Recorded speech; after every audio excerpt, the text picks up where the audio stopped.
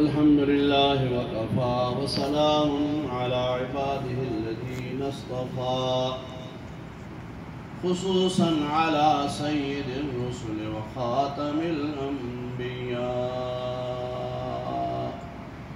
وعلى آله وصحبه نجوم الهدى. أما بعد فبسم الله الرحمن الرحيم. قال النبي صلى الله تعالى عليه وسلم: اتق المحارم تكن أعبد الناس وارض بما قسم الله لك تكن أغنى الناس وأحسن إلى جارك تكن مسلما وأحب للناس ما تحب لنفسك تكن مؤمنا ولا تكثر الضحك فإن كثرة الضحك تميت القلب أو كما قال رسول الله صلى الله تعالى عليه وسلم. دروشی پڑھیں. اللهم صل على سيدنا ومولانا محمد وعلى آل سيدنا وأصحاب سيدنا ومولانا محمد وبارك وسلم وصل عليه.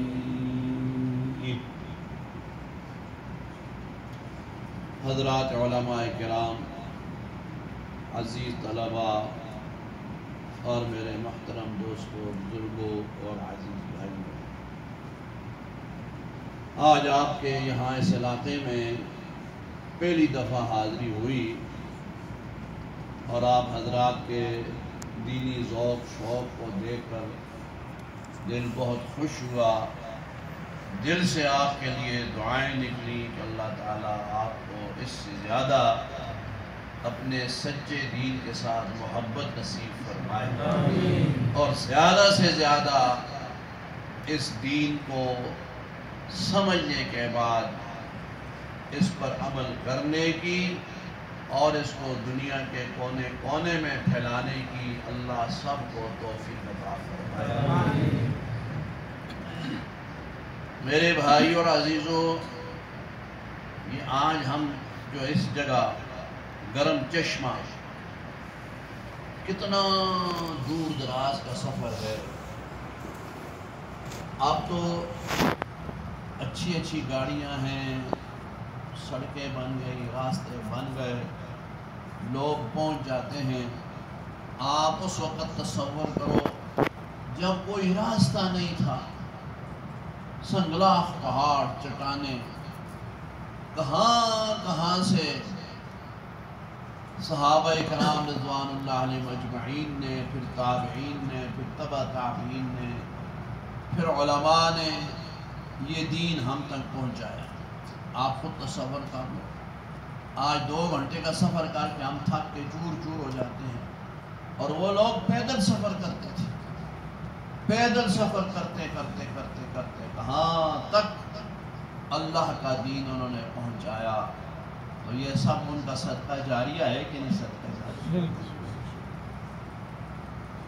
اب دیکھو، ہم جتنے ہیں نا، ہم صحابہ کی اولاد تو سارے نہیں ہیں نا بھائی. کسی کا دادا مسلمان ہوا، کسی کا پردادا، کسی کی 7ویں پیڑھی، کسی کی 8ویں پیڑھی، لیکن اس کو کسی نے مسلمان کیا نا، تو ان کو، ہمارے باپ دادا بڑوں کو جس نے مسلمان کیا، اب آگے اس کی نسلوں میں حافظ ہیں، عالم ہیں، قاری ہیں، مجاہد ہیں، مبلغ ہیں، محدث ہیں، مفسر ہیں، ایمان والے ہیں، نمازی ہیں، پرہیزگار ہیں، قرآن پڑھنے والے ہیں. تو سب کا ثواب اس کو پہنچے گا کہ نہیں جس نے پہلے مسلمان کیا تھا. آپ میری بات سمجھتے ہیں؟ اردو سمجھتے ہو؟ ہے تو گرم چشمہ، پتہ نہیں آپ کا مزاج گرم ہے کہ ٹھنڈا ہے. گرم چشمہ، پانی گرم ہے، گرم پانی، گھروں میں بھی گرم پانی. تو پھر کیا کرتے ہیں؟ سردیوں میں اچھا ہوگا نا، سردیوں میں تو فائدہ ہوگا، گرمیوں میں مشکل ہوگا. ہاں، لیکن اللہ تعالیٰ کی قدرت ہے بھائی. تھوڑا پیچھے ہم رکے تھے، وہاں پانی آ رہا تھا تو ٹھنڈا یخ پانی تھا. اب ادھر آؤ، پانی گرم ہے. یہ گرم پانی نکالنے والا، ٹھنڈا پانی پیدا کرنے والا کون ہے بھائی؟ اللہ کے ساتھ. سنریہم آیاتنا فی الآفاق وفی انفسہم حتی یتبین لہم انہ الحق. فرمایا زمین آسمان کے کونے کونے میں، آفاق میں ہم تمہیں اپنی نشانیاں دکھائیں گے، اور تمہاری اپنی جانوں میں بھی نشانیاں ہیں. وفی انفسکم افلا تبصرون. فرمایا اپنے آپ کو دیکھ لو، سمجھ نہیں آتی.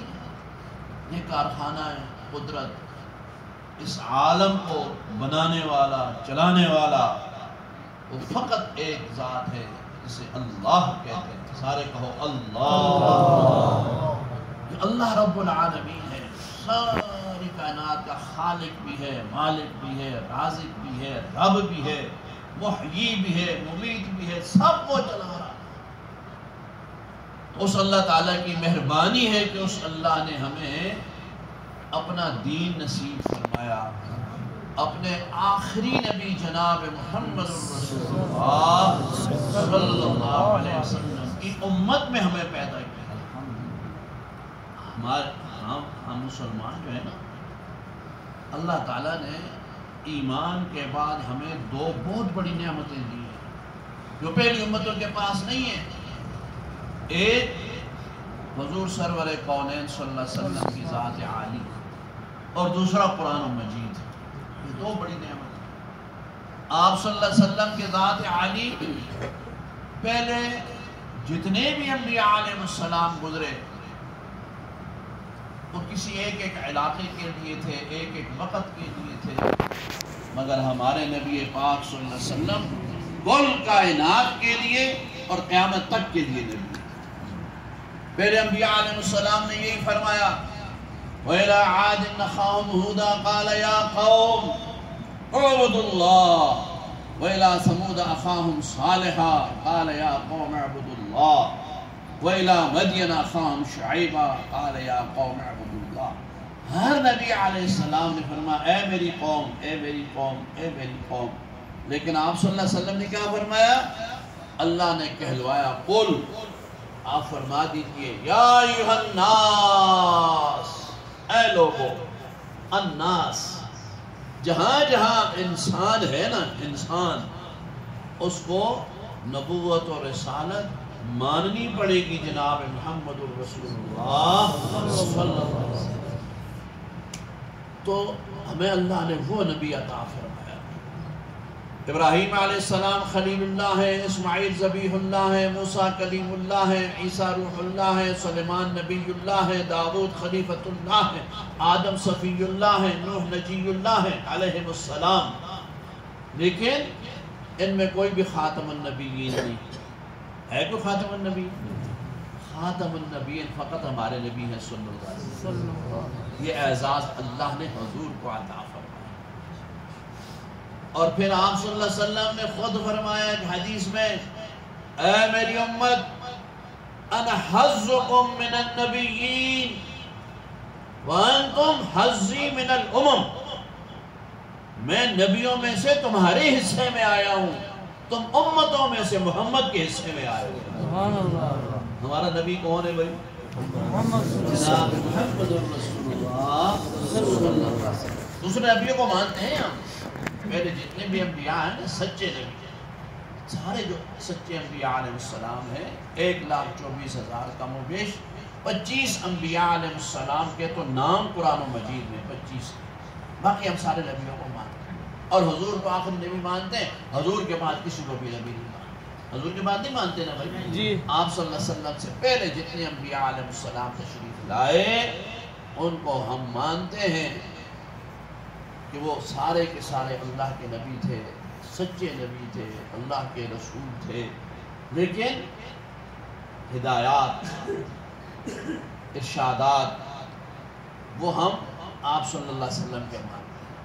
ان کو نبی مانتے ہیں مگر تعلیمات حضور کی مانتے ہیں صلی اللہ علیہ وسلم، کیونکہ ہم امت حضور کی ہیں صلی اللہ علیہ وسلم. پہلے جن لوگوں نے حضور کی بات مانی وہ کامیاب ہو گئے. صحابہ کرام کو حضور نے تبلیغ فرمائی ہے سب سے پہلے۔ مکہ مکرمہ میں 13 سال حضور نے تبلیغ فرمائی۔ کوہ صفا پہ چڑھ کے فرمایا اے لوگو یا ایھا الناس قولوا لا الہ الا اللہ تفلحوا، اے لوگو لا الہ الا اللہ پڑھ لو تم کامیاب ہو جاؤ گے۔ 13 سال حضور صلی اللہ علیہ وسلم نے مکہ مکرمہ میں محنت فرمائی، 13 سال۔ مہاجرین کی تعداد کتنی ہے جنہوں نے مکہ چھوڑا اور مدینہ طیبہ تشریف لائے؟ مہاجرین کی تعداد 114 ہے، یاد رکھنا 114، جنہوں نے پھر ہجرت فرمائی۔ کچھ نے آپ صلی اللہ علیہ وسلم کے حکم سے پہلے ہجرت فرمائی، ابو بکر صدیق نے حضور کے ساتھ فرمائی، کچھ نے حضور کے بعد ہجرت فرمائی۔ تو 13 سال کی محنت کے بعد 114 تیار ہوئے۔ آج ہم تبلیغ والے، میں اپنا عرض کرتا ہوں بھائی آپ ناراض ہوں، آپ تو ماشاءاللہ بڑے مجاہدے والے لوگ ہیں۔ ہم مولوی لوگ ہم 10-12 تقریریں کرتے ہیں نا، اور پھر سمجھتے ہیں کہ بس اب سارے دنیا میں انقلاب آ جائے گا اور سارے کے سارے ٹھیک ہو جائیں گے، اور کوئی بات نہ مانے تو ہم غصے ہو جاتے ہیں۔ نبی علیہ السلام نے 13 سال تبلیغ فرمائی۔ ادعو الی سبیل ربک بالحکمت والموعظۃ الحسنہ۔ تو یہ 13 سال کی محنت کے بعد تھوڑے سے لوگ تیار ہوئے۔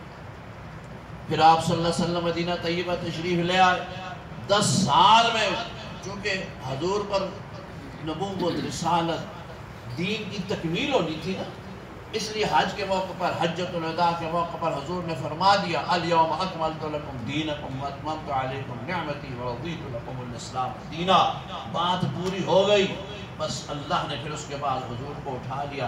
اب وہ تبلیغ والا کام اس امت کے ذمہ لگا دیا کہ وہ میرے نبی تو دنیا سے تشریف لے گئے، وہ تو آخری نبی تھے، حضور کے بعد کسی نبی نے نہیں آنا۔ تو اب اس دین کا کام کس نے کرنا ہے؟ اس امت نے کرنا ہے۔ اور اس امت میں سے کس کس نے کرنا ہے؟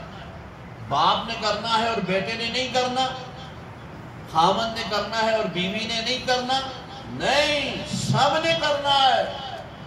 یہ ایک آدمی کا کام ہے نہیں، یا ایک بھائی کا کام ہے نہیں، بھائی یہ سب کا کام ہے، سب کا اپنا اپنا ایسا سارا کر۔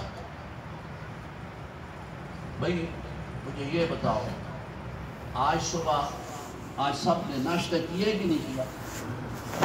بولو نا جی، ناشتہ کیا کہ نہیں کیا؟ جی۔ ایسا کوئی ہے جو کہے، ابا کہے کہ میں نے ناشتہ کیا اور میں نے بیٹوں سے بھی کہا اور بیوی سے بھی کہا بس تم ناشتہ نہ کرو، میں نے کر لیا؟ ایسا کوئی ہے؟ نہیں۔ ناشتے میں تو سارے ٹکر جاتے ہیں۔ ابھی آپ لوگوں نے دوپہر کی روٹی کھائی ہے کہ نہیں کھائی؟ نہیں، ابھی نہیں کھائی؟ اچھا چلو اللہ دے، تو روٹی کھاؤ، سارے کھائیں گے نا بھائی، چھوٹے بڑے سارے روٹی کھائیں گے۔ بیٹا کھاتا ہے، باپ کھاتا ہے، بیوی کھاتی ہے، بہو کھاتی ہے، بچے کھاتے ہیں، سارے بھی روٹی کھاتے ہیں۔ کوئی نہیں کہتا ابا بس تم نے روٹی کھا لی، ہم نے نہیں کھائیں گے، یا باپ کہہ دے بیٹے کو بیٹا تم نے کھا لی بس میں نہیں کھاؤں گا۔ ناشتے سارے کرتے ہیں، روٹیاں سارے کھاتے ہیں، رات کی روٹیاں سارے کھاتے ہیں، پیسے سارے گنتے ہیں، دنیا کے سارے کام ہم کرتے ہیں، اور تبلیغ کے لیے ایک ابا چلا گیا تو پاس یہ کافی ہو۔ اور بھائی یہ سب کے کرنے کا کام ہے، ایک کا کام نہیں ہے، سب کا اور ہر وقت کا کام ہے۔ مجھے یہ بتاؤ، ہم رمضان شریف میں اور عمرے اور حج پر مسلمان ہوتے ہیں یا ہر وقت مسلمان ہوتے ہیں؟ ہر وقت، ہر وقت مسلمان ہوتے ہیں۔ جب ہم ہر وقت مسلمان ہوتے ہیں تو ہم پر ہر وقت اس دین کی تبلیغ کرنا لازم ہے۔ یہ مسجدوں میں کتنی دفعہ اذان ہوتی ہے؟ 5۔ تو آپ کو سب نمازوں کا وقت پتہ ہے کہ نہیں پتہ؟ عصر کی نماز کتنے بجے ہوتی ہے؟ زور کی کتنے بجے ہوتی ہے؟ 1 بجے۔ اچھا اگر آپ کی مسجد میں اذان نہ ہو یا اذان ہو اور لاؤڈ سپیکر نہ ہو تو بھی آپ لوگ نماز کے لیے آؤ گے کہ نہیں آؤ گے؟ لیکن حکم کیا ہے کہ بانگ ضرور دو، حکم یہ ہے کہ بانگ ضرور دو۔ اگرچہ لوگوں کو پتا ہے گھڑیاں موجود ہیں، موبائل کے اندر وقت موجود ہے، ہر بندے کو پتا ہے ظہر کی نماز 1 بجے ہے، اذان کی آواز آئے نہ آئے نمازی مسجد میں پہنچتا ہے، لیکن حکم کیا ہے؟ اذان دو۔ یہ نہیں کہ مولوی صاحب کہیں، مؤذن صاحب کہیں کہ بھئی لوگوں کو پتہ ہے آ جاتے ہیں، ماں کی کیا ضرورت ہے؟ نہیں، بانگ دو، اذان دو۔ تو اسی طرح بھائی یہ ہر ایک کا کام ہے، یاد رکھنا، دین کی بات کرنا، دین کی بات دوسروں کو پہنچانا۔ صحابہ کرام رضوان اللہ علیہم اجمعین جب ایک دوسرے سے ملتے تھے نا تو سورہ والعصر کی تلاوت کیا کرتے تھے، سورہ والعصر کی تلاوت کیا کرتے تھے۔ ایک السلام علیکم ورحمۃ اللہ، وعلیکم السلام ورحمۃ اللہ وبرکاتہ، کیف حالک؟ الحمدللہ، اجلس بنا نؤمن سعاد، اقرأ بسم اللہ الرحمن الرحیم، والعصر ان الانسان لفی خسر الا الذین آمنوا وعملوا الصالحات وتواصوا بالحق وتواصوا بالصبر، صدق اللہ العظیم، مع السلامہ فی امان اللہ۔ ہر بندہ دوسرے کو مل کے سورہ عصر کی تلاوت کرتا تھا، یہ تبلیغ ہو جاتی تھی نا۔ سورہ عصر کی یہ کامیابی کے 4 اصول بیان فرمائے نا، تو یہ ایک دوسرے کو سبق تازہ کرتے تھے، یہ یاد رہنے کے لیے سبق تازہ کرتے رہو، بار بار کرتے رہو۔ اس لیے میرے بھائیوں عزیزو، اللہ تبارک و تعالیٰ نے فرما دیا کہ تم میرے نبی کے حکموں پر چلو گے، قرآن مجید پر، حدیث رسول اللہ صلی اللہ علیہ وسلم پر عمل کرو گے، تم دنیا میں بھی کامیاب، آخرت میں بھی کامیاب۔ یہ تبلیغ کا مقصد کیا ہے؟ اس کا فقط یہ مقصد نہیں کہ بستر اٹھا کے پھرتے رہو، نہیں، یہ تو ایک سبب ہے۔ مقصد یہ ہے کہ بندے مسلمان کلمہ پڑھنے والے 100% اللہ اور اللہ کے رسول کے لائے ہوئے دین پر عمل کرنے والے بن جائیں۔ یہی مقصد ہے کہ نہیں مقصد؟ یہی مقصد ہے، اور اسی میں بھائی کامیابی ہے۔ اگر یہ نہیں تو پھر سمجھو کامیابی ہوئی۔ صحابہ کرام رضوان اللہ علیہم اجمعین جن کو فرمایا رضی اللہ عنہم ورضوا عنہ، اللہ ان سے راضی ہو گیا اور وہ اللہ سے راضی ہو گئے۔ انہوں نے آپ صلی اللہ علیہ وسلم کے ایک ایک حکم پر عمل کیا، ایک ایک بات پر۔ حضور نے جو فرمایا صحابہ کرام نے فوراً عمل شروع کر۔ بہت سے ایسے واقعات ہیں، آپ علماء سے سنتے ہوں گے، وقت مختصر ہے، میں نے ایک حدیث پڑھی ہے، اسی کا میں موٹا موٹا ترجمہ عرض کر دیتا ہوں۔ تفسیر تو آپ کے عالم صاحب، آپ کے امام صاحب، خطیب صاحب ارشاد فرماتے ہوں گے، میں تو مہمان بھی ہوں اور سفر بھی لمبا ہے ہمارا، تو اس لیے میں مختصراً اس حدیث پاک کا ترجمہ آپ کی خدمت میں عرض کرتا ہوں۔ حضور صلی اللہ علیہ وسلم نے امت کو سبق دیا، مجھے، آپ کو، سب کو، قیامت تک آنے والے مسلمانوں کلمہ خانوں کو فرمایا اتق المحارم تکن عبد الناس۔ یہ پہلی بات ہے، یاد رکھو، اے میرا امتیا، ہر حرام سے بچ، تو بڑا عبادت گزار ہو جائے گا۔ اتق المحارم، ہر حرام سے بچ، جو چیز حرام ہے نا اس سے رک جاؤ۔ فرمایا تیری عبادت کو اللہ تعالیٰ قبول فرما لے گا، تو بہت بڑا عبد الناس، لوگوں میں سب سے بڑا عبادت گزار ہو جائے گا اگر تو حرام سے بچے گا۔ اب میرے بھائیوں اور عزیزوں، آپ سب جانتے ہیں حرام کیا ہے۔ پرایا مال حرام ہے، رشوت حرام ہے، سود کا مال حرام ہے، جھوٹ بولنا حرام ہے کیا حلال ہے؟ غیبت کرنا، گانے سننا حرام ہے نا؟ یہ جتنی بھی والاسم ما حاک فی نفسک وکرہت ان یطلع علیہ الناس، ہر گناہ حرام ہے۔ اور گناہ کیا ہے؟ جو انسان کے دل میں کھٹکے، جو کھٹک گیا نا، یہ گناہ کا کام ہوتا ہے۔ اچھا نیکی کا کام کبھی دل میں نہیں کھٹکتا، گناہ کا کام کھٹکتا ہے۔ فرمایا بس اس کو چھوڑ دو، اس کو چھوڑ دو، جو بھی غلط کام ہے، گناہ کا کام ہے، وہ حرام ہے، غلط نگاہ ہو، غلط سننا ہو، غلط بولنا ہو، ان ساری چیزوں اپنے آپ کو بچاؤ۔ تکن عبد الناس، فرمایا تم سب سے بڑے عبادت گزار ہو جاؤ گے. سب سے بڑے عبادت گزار آدمی کب ہوگا بھائی؟ جب کیا کرے گا؟ بولو سارے بولو. آپ سبق کو یاد کر لینا. اچھا کم از کم ایک حدیث کا ترجمہ تو آپ یاد کر لو گے نا. یہ اتق المحارم تکن اعبد الناس، ہر حرام سے بچ تو بڑا عبادت گزار بن جائے گا. ایک بات. دوسری بات فرمائی وَرْضَ بِمَا قَسَمَ اللَّهُ لَكَ تَكُنْ أَغْنَى النَّاسِ، اللہ نے جو تیری قسمت میں لکھ دیا ہے نا اس پر دل سے راضی ہو جائے، بس سب سے بڑا غنی ہو جائے گا، سب سے بڑا مالدار ہو جائے گا. مالدار وہ نہیں جس کے پاس بہت بڑے پیسے ہوں، نئے ماڈل کی گاڑی ہو، ہوائی جہاز ہو، ہیلی کاپٹر ہو، سونا ہو، چاندی ہو. مالدار وہ نہیں. الغنا غنى النفس، غنی وہ ہے جس کا دل غنی ہے، جو دل کا بادشاہ ہے. وہ ایک آدمی سڑک پر جا رہا تھا تو کسی گاڑی والے نے اس کو کہا کہ تمہارے پاس کوئی گاڑی نہیں ہے. اس نے کہا میرے پاس وہ گاڑی ہے جس کو نہ گریس کی ضرورت ہے، جس کو نہ پیٹرول کی ضرورت ہے. پیٹرول مہنگا ہوتا ہے، تم گاڑیوں والے پریشان ہو جاتے ہو. مجھے اللہ نے وہ گاڑی دی ہے جو بغیر پیٹرول کی چلتی ہے. اس نے کہا کون سی گاڑی ہے؟ کہتا اس کا نمبر 11 ہے، 11 نمبر کی گاڑی ہے. کون سی ہے بھائی؟ نہیں کیا وہ کون سی ہے؟ ماشاء اللہ یہ 2 ٹانگیں، یہ 2 ٹانگیں ہیں نا، یہ 11 نمبر کی گاڑی ہے. بھائی یہ اللہ نے سب کو دی ہے کہ نہیں دی؟ اب ایک آدمی کی ٹانگیں صحیح نہیں ہے بھائی تو اس کی کیا زندگی ہے؟ جس بندے کی ٹانگیں ٹھیک ہیں، کسی زمانے میں میرے خیال ہے آپ لوگ چترال تک پیدل جاتے ہوں گے. آپ تو شاید نہیں جاتے لیکن کسی زمانے میں شاید جاتے ہوں گے یہاں سے. جاتے ہیں نا؟ تو کس پر جاتے تھے بھائی؟ 11 نمبر. نہ پیٹرول کی کوئی مسئلہ، نہ ہوا بھرنے کی کوئی ضرورت ہے، نہ کوئی پانی ڈالو، نہ کچھ نہ کر. اللہ نے نعمت دی ہے کہ نہیں؟ تو جس کے پاس یہ سلامت ہو یہ اس کا دل غنی ہے. الغنا غنى النفس. اس لیے فرما اللہ نے جو قسمت میں لکھ دیا ہے نا مانگو ضرور اللہ سے. یہ نہیں کہ آدمی گھر بیٹھ جائے کام ہی کوئی نہ کرے، یہ بھی غلط ہے. محنت کرو، کوشش کرو، لیکن ملے گا وہی جو قسمت میں ہے، اس سے زیادہ نہیں مل سکتا.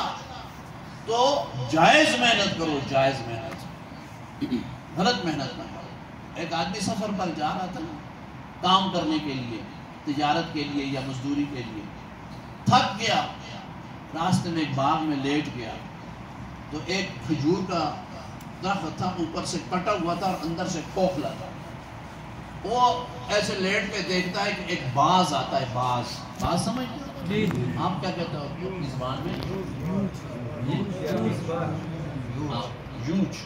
ایک یوچ آتا ہے، یوچ، اور اس کے اندر چلا جاتا ہے. اس کے منہ میں انگور کا دانہ ہوتا ہے اور پھر وہ پھر کر کے نکل جاتا ہے. پھر آتا ہے. تو اس بندے کے دل میں خیال آیا، یہ جب کھجور کے تنے کے اوپر چڑھا نا، اندر دیکھا تو اندر چڑیا تھی، چڑیا کا بچہ. چڑیا کے بچے کو کیا کہتے ہیں؟ چڑیا کے بچے کو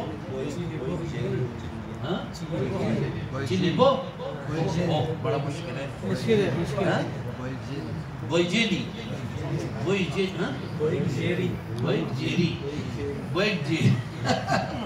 ہے، سمجھتے گئے ہو نا آپ؟ چڑیا کا بچہ. کون سا؟ چڑیا کا بچہ. وہی جیلی وہ اس کے اندر تھا. تو وہ یوچ آتا اور اندر اتر جاتا اور اس کے منہ میں وہ انگور کا رس ڈال کے نا پھر نکل کے باہر جاتا، چلا جاتا. اس بندے نے اوپر ہو کے دیکھا نا تو اس نے کہا واہ واہ واہ واہ، یہ تو کمال ہو گیا.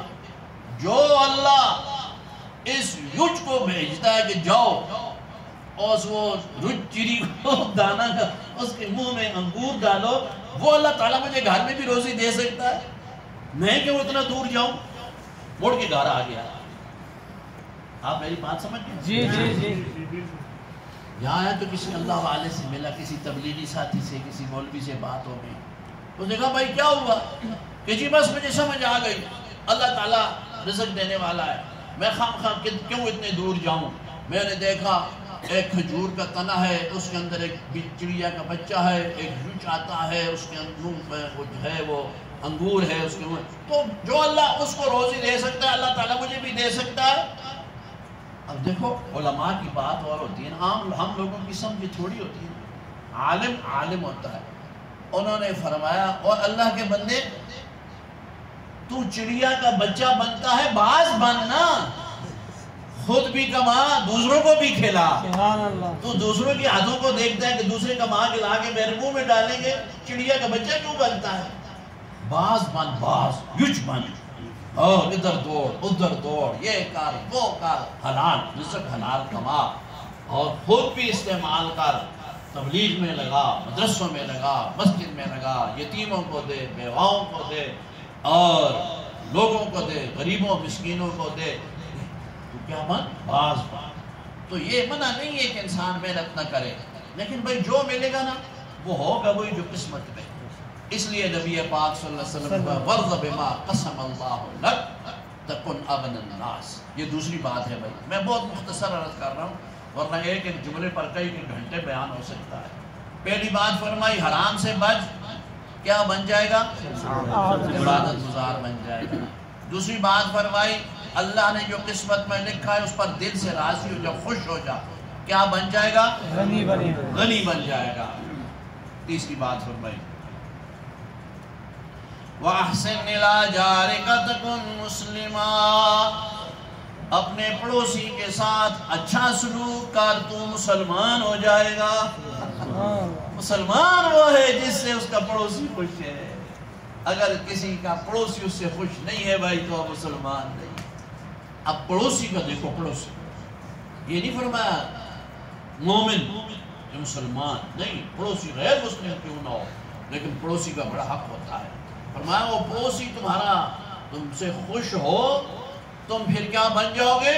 مسلمان۔ احسن الی جارک تکن مسلما، تو پڑوسی کے ساتھ اچھا سلوک کر، تو مسلمان ہو جائے گا۔ تو پھر پڑوسی کون کون ہے بھائی؟ اب اس وقت آپ جتنے بیٹھے ہو نا، آپ بھی ایک دوسرے کے پڑوسی ہو۔ والجار الجنب والصاحب بالجنب وابن السبیل، اور آپ اگر گاڑی میں بیٹھے ہو نا، آپ کے پہلو میں جو بیٹھا ہوا ہے وہ بھی آپ کا پڑوسی ہے۔ یہ سارے پڑوسی ہوتے ہیں۔ اور گھر میں جو بیوی ہے نا وہ بھی پڑوسی ہوتی ہے، اس کے ساتھ بھی اچھا سلوک کرو۔ آپ لوگ بیویوں کے ساتھ اچھا سلوک کرتے ہو کہ مارتے ہوتے ہو؟ بولو۔ اچھا، ہاں اچھا سلوک کرا کرو۔ حضور نے فرمایا، سنو سمجھا کرو، آپ صلی اللہ علیہ وسلم نے فرمایا اکملکم ایمانا احسنکم اخلاقا، اے میرا امتیا تم میں سب سے کامل ایمان اس کا ہے جس کے اخلاق سب سے اچھے ہیں، اور اس کے اخلاق سب سے اچھے ہیں جو اپنے گھر والوں سے اچھا ہے۔ اور فرمایا میں محمد سب سے زیادہ اپنے گھر والوں کے ساتھ اچھا ہوں صلی اللہ علیہ وسلم۔ تو بیوی جو ہے نا، بیوی بچے یہ بھی ہمارے پڑوسی ہیں، بیوی کے ساتھ اچھا سلوک کرنا چاہیے۔ ایک تبلیغی ساتھی نے، بزرگ تھے مجھے، انہوں نے مجھے واقعہ سنایا کہ ایک تبلیغی بھائی 4 مہینے لگا کے آیا تو گھر میں اس نے بیوی کو مارنا شروع کر کتنا یہ مارتا اور بیوی کو مارنا شروع کر دیا تو شور مچ گیا، محلے والے اکٹھے ہو گئے، رشتہ دار اکٹھے ہو گئے، کیوں مارتا ہے؟ تو کہتے ہیں اس سے پوچھو۔ وہ اس سے پوچھے تو وہ روئے بھی اور ہنسے بھی، روئے بھی اور ہنسے بھی۔ تو وہ کہتی ہے بات تو کرو نا بھائی، سنا بتاؤ تو صحیح، مارتا کیوں؟ تو وہ کہنے لگی عجیب بات ہے، مجھے کہتا داڑھی رکھ، گرے داڑھی کو کیا کہتے ہیں؟ رگیش، ہاں رگیش پرتا، یعنی داڑھی رکھ۔ تو سارے ہنس پڑے، تو اس کو کہا اللہ کے بندے یہ کیا کرتے ہو؟ وہ کہنے لگا او میں اٹھ نہیں ہوں، چلا نہیں ہوں، مجھے پتا ہے کہ یہ داڑھی نہیں، میں اس کو کہتا ہوں کم از کم ارادہ تو کرنا، یہ ارادہ بھی نہیں کرتی۔ تو بھائی ایسی سختی بھی نہیں کرنی چاہیے، بیوی کیا ارادہ کرے کہ میں داڑھی رکھوں گی، ہو سکتا ہے۔ تو بہرحال یہ درمیان میں نے بات سنائی آپ کو، فرمایا احسن الی جارک تکن مسلما، عموماً مولوی حضرات، میں اپنا عرض کرتا ہوں بھائی آپ ناراض نہ ہونا، میں گناہ گار آدمی، آپ تو سارے میرے سر کے تاج ہیں، میں اپنا عرض کرتا ہوں کہ مولوی حضرات، پیر حضرات، تبلیغی حضرات، مدرس، معلم اکثر جو ہے نا وہ گھر میں غصے کرتے ہیں، بیویوں کے ساتھ لڑائی کرتے ہیں، غصے ہوتے ہیں، بچوں پر بہت زیادہ سختی کرتے ہیں. یہ اچھی بات نہیں ہے، بچوں پر سختی نہ کریں. اور خاص کر میں عرض کرتا ہوں جو قرآن کا طالب علم ہو بھائی اس کو منہ پر نہ مارا کرو. قرآن پڑھتا ہے اس کو منہ پر مارتے ہو.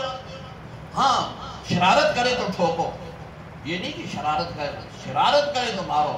منزل نہیں یاد، سبق نہیں یاد تو مناسب سزا دے دی کرو، دیوار کے ساتھ کھڑا کر دو، بھائی کھڑے ہو کے پڑھو. کرسی بن جاؤ، کرسی بن کے پڑھو، اس کی روٹی بند کر دو، چھٹی بند کر دو. لیکن کان پکڑا کے مارنا، منہ پر مارنا یہ ظلم ہے. یہ مدرسے کے بچوں کے ساتھ یہ نہیں کرنا چاہیے. خصوصاً جو بچے گھر پڑھ کے گھر جاتے ہیں، ماں باپ کو بھی نہیں چاہیے کہ بچوں کے ساتھ زیادتی کریں. یہ تو قرآن کا طالب علم ہے بھائی، قرآن کا طالب علم. جو قرآن کا طالب علم ہو اس کو اس پر زیادتی نہیں کرنی چاہیے. خیر میں عرض کرتا ہوں احسن الی جارک تکن مسلما، فرمایا پڑوسی کے ساتھ اچھا سلوک کرو تم مسلمان ہو جاؤ گے.